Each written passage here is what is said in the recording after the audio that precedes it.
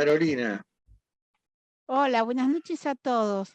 Mario, te quería hacer una pregunta con respecto a un tema que leí de Pichon Rivière, que él cuando estaba frente a una persona que quería suicidarse le preguntaba a quién quería matar. ¿A qué se refería? Porque esa persona estaba sufriendo melancolía y ¿por qué decía eso Pichon Rivière? ¿Cuál era la razón que estaba detrás? Bueno, la razón hay que encontrarla en una frase clásica del psicoanálisis: no hay sujeto sin el otro. Y también otra que Lacan sacó de un poeta francés muy conocido, Rimbaud, que en uno de sus versos dice: el yo es otro. En los casos de suicidio, en muchos casos de suicidio, hay una intención de cambiar el objeto de la muerte. Entonces, es como quien dice: me mato yo para no matarte a vos. ¿Como un desplazamiento, Mario? Bueno, no siempre, porque hay casos de personas que sufren mucho, que han perdido el sentido de la vida y de pronto no aparece una figura nítida que uno podría decir, bueno, es por fulano. La idea es no estar más, no vivir más. Esta es la cuestión. Alejandro. Sí, Mario, ¿qué tal? Buenas noches. ¿Qué tal? Yo tengo una pregunta y un comentario que realiza Enrique Pichon Rivière con respecto a la alucinación negativa en el diccionario de psicología social. Voy por la primera pregunta. ¿Siempre que hay alucinación existe psicosis o cuando una alucinación no es psicosis? El comentario que hace de la alucinación negativa, Pichon Rivière dice así: la representación de una parte del yo que acompaña a todo proceso de represión da lugar a puntos ciegos o escotomas dentro del yo, que podemos denominar alucinaciones negativas, en favor de las cuales los enfermos proyectan sus vidas desagradables e intentan recuperar sus relaciones con la realidad. Está bien. Vamos con lo primero. No, la alucinación es posible que aparezca en los neuróticos en casos especiales, en momentos fugaces, en donde existe una enorme represión, como algunos casos que ejemplificó Freud.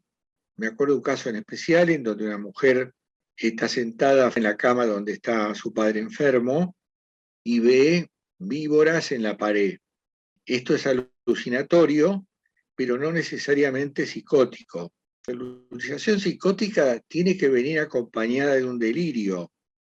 Además es persistente, no es algo fugaz como en el caso de los neuróticos. Es más, cualquiera de nosotros puede tener experiencias también fugaces en cualquier momento en donde de repente uno va por la calle y tiene la sensación de que lo llamaron por su nombre. Esto pasa y no es infrecuente que suceda, pero no es del orden de la psicosis. Está dentro de las posibilidades neuróticas. Ahora, como síntoma y perteneciendo al registro simbólico, tenemos que buscar la causa. Todo síntoma tiene, como siempre les digo, una causa y un propósito. Eso hay que buscarlo por vía del análisis. Segunda pregunta. Ahí Pichon Rivière recurre a una retórica un poco enrevesada, pero para ponerlo en palabras sencillas, esto es muy fácil. La alucinación negativa es cuando no vemos algo que está ahí presente, y la positiva es cuando vemos algo que no está. Ejemplo, alucinación positiva. El sujeto ve en una silla vacía a la abuela que murió hace 50 años.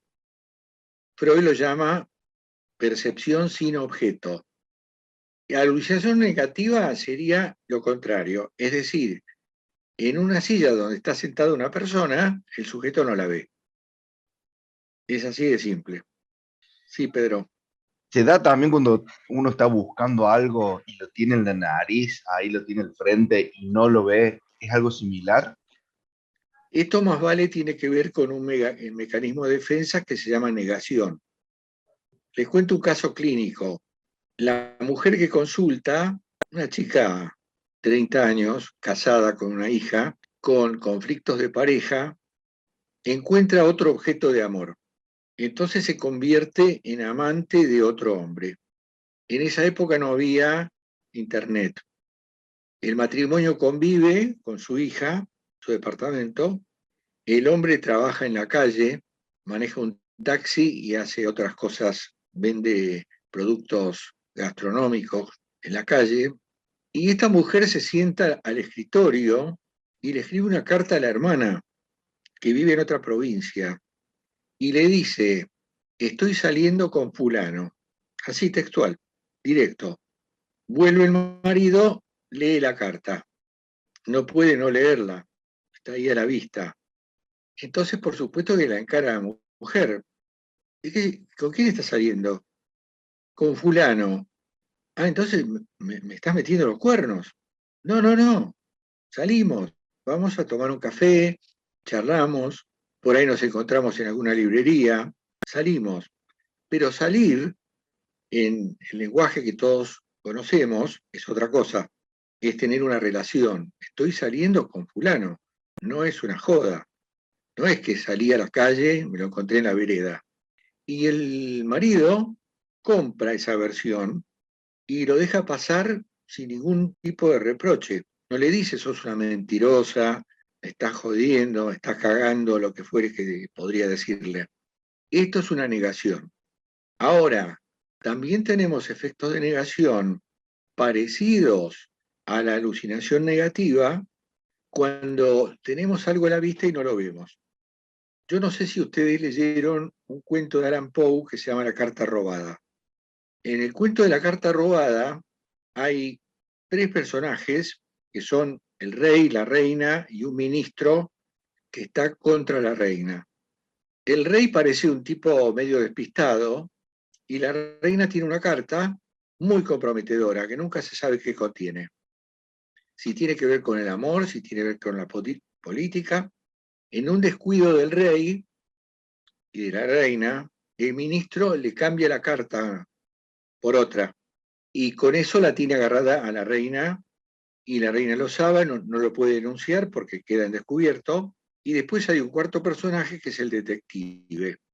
Y toda la policía busca la carta en ese lugar, en donde vive el ministro, a quien lo mandan de viaje para poder reventarle la casa, como quien dice, y dejar después todo en su lugar, y no la encuentran. Y no la encuentran porque está a la vista, porque la policía piensa que una cosa tan valiosa tiene que estar muy escondida, y simplemente estaba arriba de un estante, a la vista de todos. Entonces, esto no podemos llamarle alucinación negativa, pero también es un caso de negación. Cristian, Sí, Mario, buenas noches. ¿cómo te va? Yo siempre digo la frase esa de el inconsciente se manifiesta ocultándose. Me parece que la saqué de justamente el cuento ese de la carta robada, pero ahora no estoy seguro, pero es una frase que cada tanto me acuerdo, me gusta. Yo tengo problemas con el argumento. Me parece como que cada afirmación que uno que uno dice tiene que ser respaldada por un firme argumento que le dé fuerza a esa afirmación, ¿no? Entonces, siempre caigo en esta frase del seminario 11 acerca de la repetición, que dice que la repetición siempre exige lo nuevo. Esto que yo repito ahora tiene algo nuevo. Y me acordaba del ejemplo que das vos acerca de la órbita lunar, que me llamó la atención, que es increíble, si un físico diría esto es siempre lo mismo, pero no, cada vuelta que da es distinta. Entonces ahí se me empiezan a caer un poco las estanterías con respecto a la verdad. ¿Qué papel juega la verdad en esto? Bueno, es una pregunta difícil, porque la verdad ya sabemos que la verdad con mayúscula es inaccesible. y por eso hablamos de mi verdad, que es lo que yo llamo realidad. Esto ya lo hemos visto. Ahora, en la repetición, lo que sucede es que el yo moi, acuérdense que hay dos yoes, el moi y el je, en francés. El yo moi no se da cuenta que está repitiendo, porque hay un texto de Kierkegaard, ¿lo tienen? A Kierkegaard, que dice la repetición no existe, porque efectivamente cualquier intento de repetición exacta es fallida. Lo que pasa es que las repeticiones son inexactas en lo visible y son exactas en lo esencial. Acuérdense que lo esencial y lo visible son antitéticos. Lo visible es lo manifiesto, lo esencial podríamos homologarlo con lo latente o lo inconsciente. Entonces, un sujeto que viene a análisis y me cuenta sus fracasos con 7 parejas, él no se da cuenta que eligió a la misma mujer en 7 mujeres distintas, porque las distinciones son anecdóticas. Lo esencial es lo que se repite, o sea, una necesidad gozosa, que esto es un emergente de la clase anterior, una compulsión a gozar de la repetición, que es tributaria de la pulsión de muerte. Por eso nosotros nos saboteamos, jugamos en contra, hacemos malos negocios, rompemos vínculos, repetimos pérdidas, por ejemplo, pero el yo del sujeto no se da cuenta que está repitiendo. ¿Por qué? Porque se queda con lo imaginario de las anécdotas diferentes. Esto es muy común, sobre todo en 2 campos, en el campo del amor y en el campo del trabajo.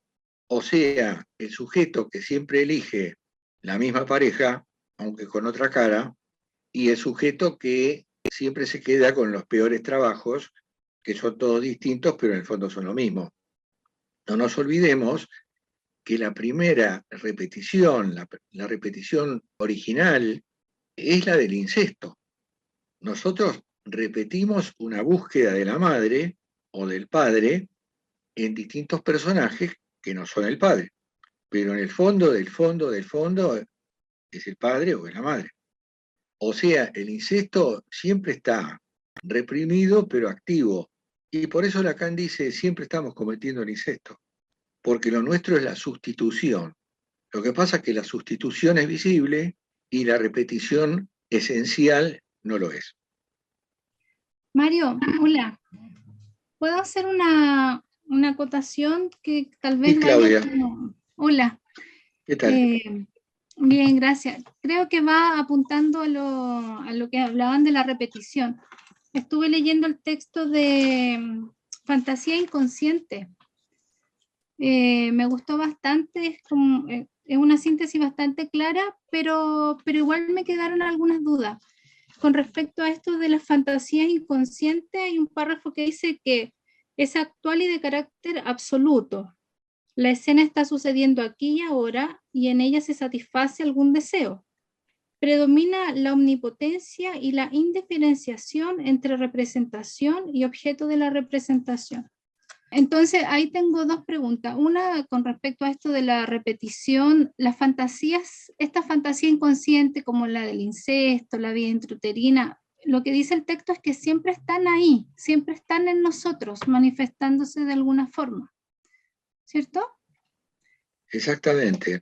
Porque lo que tampoco nos damos cuenta es que viviendo en el eje diacrónico, o sea, de tiempos sucesivos, siempre estamos en el eje sincrónico. O sea, aquí y ahora, yo soy todos los que fui. Aquí y ahora están presentes. Lo que pasa es que no se ven. Surgen en alguna circunstancia especial que permite su surgimiento. Entonces, la fantasía inconsciente es la escena en donde, en realidad Freud no habla de satisfacción del deseo, habla de realización del deseo, que es como la puesta en escena de la escena deseada, del encuentro con el objeto de deseo. Esto, desde que nacemos hasta ahora, está acá presente en el eje sincrónico. Por eso el analista siempre tiene en cuenta esto. siempre tiene en cuenta que está frente a un hombre o una mujer que aparentemente es un adulto formado. En realidad están todos ahí, todos los que fuimos. Está el niño, está el adolescente, está el bebé. Basta que haya una circunstancia que permita destrabar la escena para que esto salga a la superficie. A veces, por ejemplo, en los grupos operativos, por suerte no pasa demasiado, pero a veces pasa, hay escenas de confrontación entre dos sujetos en lo que llamamos escalada simétrica de agresiones y de confrontaciones, que cuando llegan a lo que podríamos llamar el pasaje al acto, que acá no puede suceder porque estamos en una aula virtual, aparece el niño cruel, que va y le pega al otro, no tiene palabras, le pega y se terminó. Y a veces lo mata. Este es el problema. El problema del neurótico, uno de los problemas que tenemos, los neuróticos, es que tenemos agazapado al niño con sus perversiones polimorfas al mango. O sea, que nosotros, pese a que estamos sometidos a la ley interna, esto puede fallar. Como decía Toussaint, puede fallar. Entonces aparece la pulsión y vamos y lo matamos al otro. Y no necesariamente se trata de un psicópata. Hace poco, por ejemplo, tuve que ayudar a una amiga que está estudiando grafología, que a veces me consulta porque tiene exámenes y demás. Para mí la grafología es una ciencia misteriosa, no entiendo nada de eso. Entonces, tiene que analizar desde la grafología la condición mental de un sujeto que asesinó a su mujer. Y no solamente la asesinó, según la causa que obra en el juzgado, porque no nos olvidemos que siempre nos atenemos a los escritos del juzgado, a lo que dice la causa, no a los rumores ni nada. Lo que dice la causa es que el sujeto la mató y combinó con un amigo cremarla. El amigo tenía un crematorio. Ahora, de la letra del estudio grafológico, no se deduce que es un psicópata, se deduce que es un neurótico. Y en esa carta que él escribe exculpándose, o sea, diciendo yo soy inocente, la única frase que lo condena es que en el último párrafo dice, nunca van a encontrar una prueba. Y esa es una frase fatal, porque a la vez está diciendo, no la van a encontrar porque las quemé. Entonces, por esa frase lo condenaron al tipo. Ahora, el juez quiere saber si es un psicópata o es un neurótico. Y el estudio grafológico dice, es un neurótico, que tuvo un ataque de celos, un ataque de lo que sea, la mató, lo que pasa es que premeditó después la cremación y no apareció nunca más ni rastro de esta mujer. Así que, ojo con cuando nosotros hacemos una conjetura sobre una estructura clínica, tenemos que andar con mucho cuidado, por eso a veces tenemos que hacer lo que se llama diagnóstico diferencial. Un tipo que tiene una alucinación, yo no puedo enchufarle de entrada el cartel de psicótico por un solo evento. Así como en muchas otras disciplinas pasa lo mismo, en medicina también.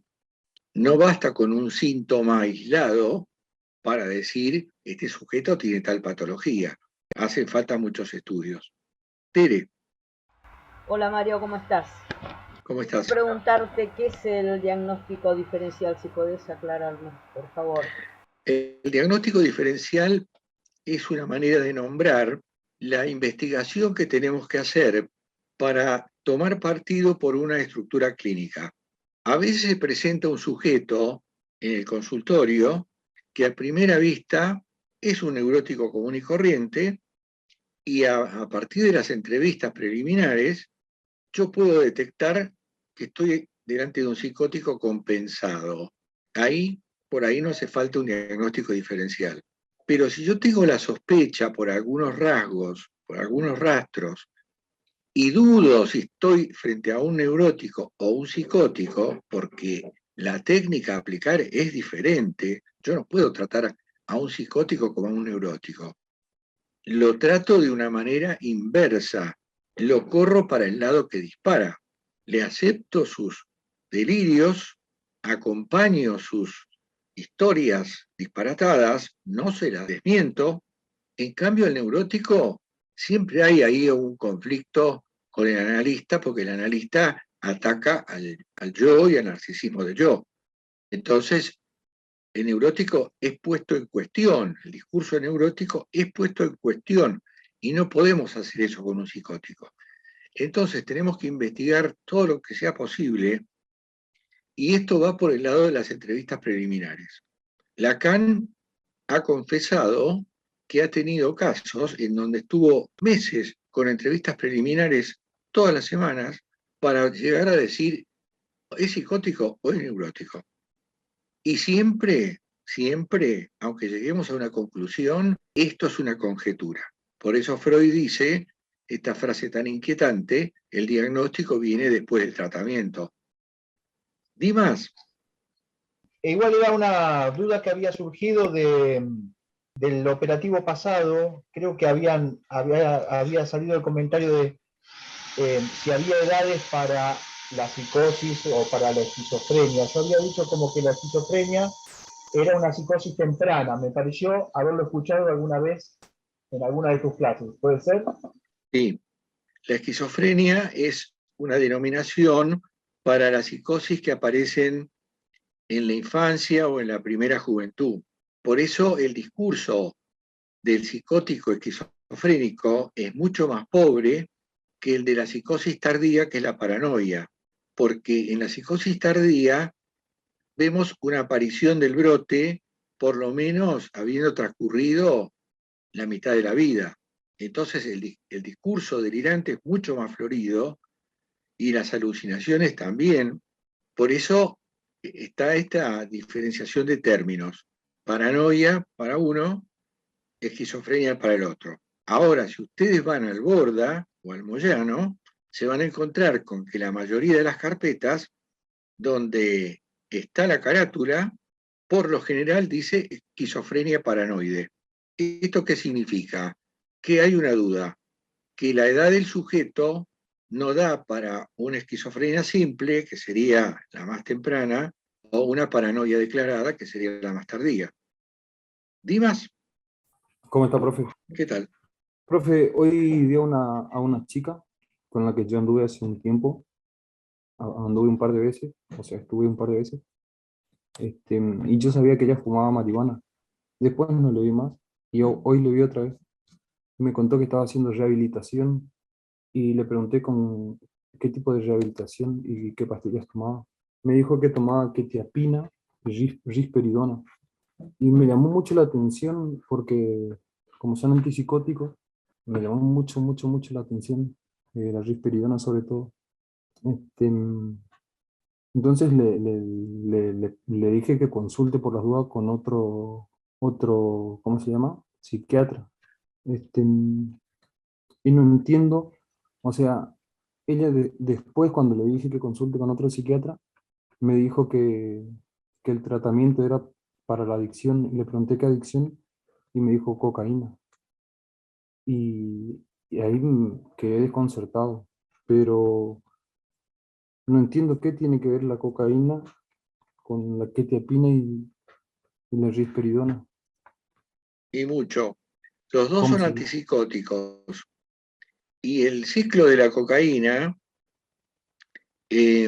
a partir de cierta instalación del hábito de tomar cocaína, aparece una fase del momento, porque al principio todo es euforia y uno se cree el más inteligente de todos, pero en el final del ciclo de la cocaína, ese día, aparece la paranoia. Y la paranoia es, como su nombre lo indica, una categoría persecutoria. Aparecen monstruos, aparecen alucinaciones y aparecen elementos de la psicosis en donde podemos decir que ahí hay por lo menos un momento de psicosis tóxica. Cualquiera de nosotros que consuma una sustancia por demás va a tener un brote de psicosis tóxica, aunque sea transitorio. Ahora, evidentemente, una persona que quiere dejar el hábito, porque no todo el mundo quiere y tampoco todo el mundo puede, tiene que entrar en un proceso de rehabilitación en paralelo con un análisis, por ejemplo. Hay muchos analistas que ponen esa condición. Yo soy uno de ellos. Vos consumís cocaína o lo que fuere, primero rehabilitación, después análisis. Si querés en paralelo, pero rehabilitación, o sea, un procedimiento que está fuera de mi campo, en donde hay una reducción paulatina de las dosis hasta la desaparición completa y hasta llegar a la desintoxicación. Pero es muy difícil tener un análisis exitoso con una persona que no está exenta de los efectos de una droga dura como es la cocaína. Anaí. Hola, bueno, yo me quedé con la parte, había notado las preguntas, son como las preguntas que es la segunda clase que estoy, así que me da un poco de vergüenza, tal vez ya lo hablaron, pero bueno. No, métale nomás. Está formulada así. ¿Cómo interviene el analista ante el sufrimiento de una persona neurótica que solicita una entrevista? ¿Y cómo sabes si es una persona neurótica? Y si es una neurótica, ¿de qué tipo de neurótico es? Tenés que hacer un diagnóstico, saber si es alguien fóbico o histérico o una Obsesivo. neurosis obsesiva, claro, exacto. Bueno, ahí va, esa era mi pregunta un poco. Claro. Bueno, me hiciste 3 preguntas, volvé con la primera. ¿Cómo interviene el analista ante el sufrimiento de una persona neurótica que solicita análisis? Principio?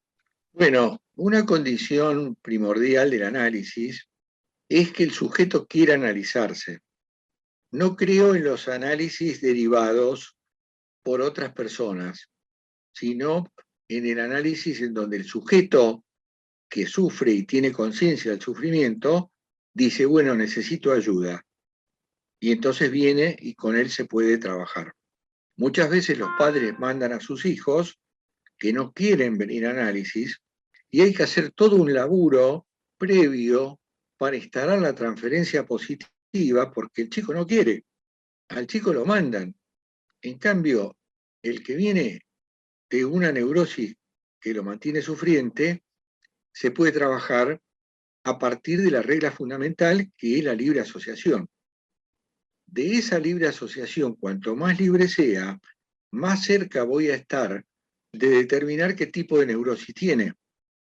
Aparezca un histérico, un obsesivo o un fóbico, en el fondo el procedimiento es el mismo. El procedimiento es la interpretación. Es decir, que el sujeto hable lo más libremente posible, el analista está en otra posición paralela que se llama atención libremente flotante, en donde observa como desde afuera ese discurso, no al sujeto, al discurso. Nosotros abordamos un discurso y ahí encontramos los elementos que el inconsciente pone a disposición sin que por lo general nos demos cuenta. O sea que en los 3 casos el abordaje es similar. Buscamos la polisemia, buscamos la insistencia significante, buscamos el significante encriptado. ¿Vos entendés lo que estoy diciendo? Sí, un poco. Pienso en las intervenciones que me hace mi analista, por ejemplo, de la experiencia que tengo propia, digamos, trato de pensar desde ahí. Pero bueno, si es un psicoanalista, un poco se lo aclaran. Hablará él desde un discurso que se llama discurso analítico, seguramente no te va a cuestionar, nunca te va a juzgar, nunca te va a mandar a hacer algo o te va a impedir hacer alguna otra cosa. Es un tipo que tiene que estar en la absoluta neutralidad, no opina, simplemente escucha lo que vos decís y va pesquisando qué partículas significantes hay en tu discurso que pueden conectar con el inconsciente. Por supuesto que es un proceso que lleva su tiempo, porque no cualquier analizante entra en el discurso de la libre asociación así nomás. No te creas, es muy difícil llegar a la libre asociación. ¿Por qué? Y bueno, porque tenemos vergüenza, tenemos pudor, nos parece que decimos cosas ridículas. A veces el paciente tiene pensado lo que va a venir a decir, lo cual es otro disparate. A veces te dice no tengo nada que decir, y suelen ser las sesiones más jugosas, pero siempre estamos en el mismo plano, teoría del significante, o sea, qué habla el sujeto y qué dice dentro de ese hablar. Yo oigo un hablar, escucho un decir. Supongo que también cuando vos le llevas algún sueño, no te lo interpreta de entrada, te dice asociá.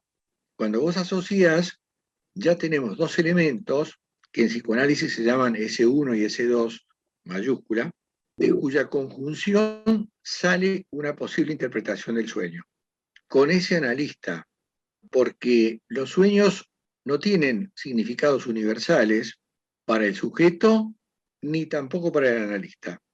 O sea que podría suceder que otro analista hiciera otra interpretación de tu sueño, porque ahí hay una conjunción de dos personas, dos mentes, dos sujetos, que están ahí para que emerja una cosa tercera, que también se llama sujeto, y este es un neologismo de Lacan, que es un salto cualitativo de comprensión, de uno sobre sí mismo. Es un pasaje del saber inconsciente a la verdad del yo. Este es el mecanismo. ¿Vos estás conforme con tu analista? Sí, sí. Yo soy, creo, no sé si una analizante que llevo los sueños anotados, interpretados al costado. Nos reímos bastante en análisis. Ah, bueno. Perfecto. Dimas. Profe, tengo entendido que una de las cosas de las cuales puede uno hablar en terapia, así como se hace asociación libre, es, por ejemplo, lo que uno piensa antes de dormir, en el caso de que le preocupe y de que eso perdure en el tiempo. Puede tratar sobre ese tema, o bien puede tratar sobre los temas cotidianos que le molestan o que sí le resuenen, pero ¿por qué dice que es un disparate pensar en lo que uno va a hablar en terapia? No, lo que digo es que la libre asociación supone que vos decís lo primero que se te pasa por la mente. No importa si es algo que pensaste antes del sueño, el sueño mismo, lo que te produjo cuando te despertaste. No va por ahí la cosa. Los pacientes creen que sí. Por eso muchos traen lo que les pasó en la semana, por ejemplo, una narrativa, medio como organizada, porque ahí se está imponiendo el yo-moi, cuyo patrimonio en el fondo es la ignorancia, y el que quiere controlar el discurso. Porque no nos olvidemos que dentro de la cuestión transferencial, como se trata de amor de transferencia, que dice Freud es lo que cura finalmente, el amor de transferencia, el asunto es que uno pueda liberarse de toda inhibición, de todo prejuicio, de todo preconcepto, y poder decir exactamente lo que se le pasa por la mente en ese momento, así sea lo más vergonzante del planeta. Yo tengo muchos pacientes que me dicen eso, no puedo decir esto porque me da vergüenza. Y bueno, pero este es el método, lo siento mucho. Mario, quería que ya que hablaste de los emergentes, queda pendiente uno de los emergentes, que era si la psicosis se heredaba de los abuelos en tercera generación. Así terminamos con los emergentes de la clase pasada. Bueno, primero le voy a dar la palabra a Cristian. Pero bueno, un poco viene a juntar esto que dice Ara con lo que recién decía Dima, y algo de lo que hablábamos la semana pasada también, de que no va a haber nunca dos casos iguales, por eso la regla de hablar de lo primero de lo último que pensamos antes de acostarnos, o eso es como que nunca va a haber dos manifiestos iguales, digamos. De ahí sale, digamos, la tablita que uno cuando entra a la agencia de Quiniela tiene los sueños con el significado al lado, ¿no? Si fuera así sería buenísimo, pero no es así. Freud dice que somos materia empírica incompleta, y Lacan dice ese otro del cual sabemos muy poco, así que somos como un gran misterio. Un gran misterio. Sí, la verdad es que somos un gran misterio. Carolina. Quería agregar algo con respecto a este emergente que vamos a analizar. Esto que hablamos de los abuelos, yo lo que tenía entendido es que en realidad no es que se hereda en sí, sino que una falla comunicacional que empieza en la generación de los abuelos se va como trasladando y aparece en la tercera generación como un síntoma de psicosis. Digamos, ese sería lo más cercano a lo que yo interpreté. Bueno, ustedes saben que la psicosis tiene 3 posibles etiologías, o sea, causas. La tóxica, que es la de consumo, la orgánica, que es a partir de una lesión cerebral, o un deterioro del cerebro y de las funciones cerebrales, y la que nos interesa a nosotros, que es la estructural. Cuando hay sospecha de psicosis heredadas, lo primero que tenemos que descartar es lo orgánico, porque si vamos a la materia, lo que se hereda desde el punto de vista genético es genes, organización de genes. Ahora, me inclino más por el hecho de que la psicosis de los abuelos o de un abuelo haya sido transmitida en los modos de crianza a la otra generación y a la tercera. Porque no nos olvidemos que el sujeto se construye en las experiencias infantiles. Es una verdadera fábrica de sujetos, lo que pasa es que la gente no lo sabe. La gente no sabe qué está construyendo. La gente se va a dar cuenta ya cuando es demasiado tarde qué construyó. No solamente en materia de estructura mental, sino, por ejemplo, de sexualidad, por ejemplo, de modos de relacionamiento, por ejemplo, el carácter, que es algo que se forja en el seno del grupo primario. De manera que me inclino más por el hecho de la transmisión cultural que por otra cosa. Dimas.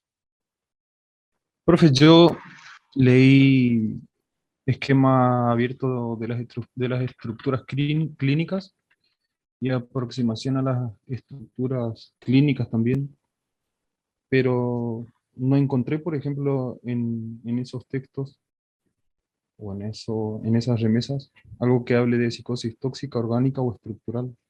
O sea, así para diferenciar. ¿En qué texto está? Tal vez no esté así explicitado en algún texto, porque en general los textos que yo les mando son escritos míos y no siempre entra todo lo que yo por ahí transmito en las clases. Es posible. Lo que les voy a mandar, por si no lo tienen, pero creo que está en la nube, son 2 cosas. Una se llama Esquema provisorio de las estructuras neuróticas, que es una planilla. No es para estudiarla, es para ver conexiones, efectos, y otra que se llama lo mismo, pero de las estructuras psicóticas. Lean esas 2 planillas. Si no están en la nube, las vamos a pedir a Anabela, que es la que está a cargo de esos textos a través de ARA. Yo creo que ese punto que tocaste, Dimas, y ahí sí está. ¿El nombre de la segunda cómo era, Mario? Esquema provisorio de las estructuras psicóticas. Tienen un nombre parecido, las 2 láminas. Son láminas como si fueran planillas de Excel que tienen categorías, son de doble entrada, en donde aparecen, en un caso, las variantes neuróticas y en el otro las psicóticas. Ojo, van a encontrar también mucho de psicología social, ¿eh? Si quieren déjenlo de lado. Y después hay otras láminas, hay otras 3 láminas, que si quieren las pueden leer, no es obligatorio, en donde se condensan cuestiones también del psicoanálisis y de la psicología social, y que se llaman binarios, tríadas y cuaternarios. Son 3 láminas. No hay ningún inconveniente en que las lean y se formulen preguntas sobre lo que está ahí. Son muy esquemáticas, muy visuales, son como cuadros sinópticos, si quieren, en forma de planillas, como para que uno tenga a mano elementos teóricos cuando de pronto quiere consultar. Bueno, chicos, por hoy estamos. Abrazos para todos, buen fin de largo, disfruten. Chao, Mario. Bueno, Chao, gracias, Mario, Mario. gracias. Chao, chao.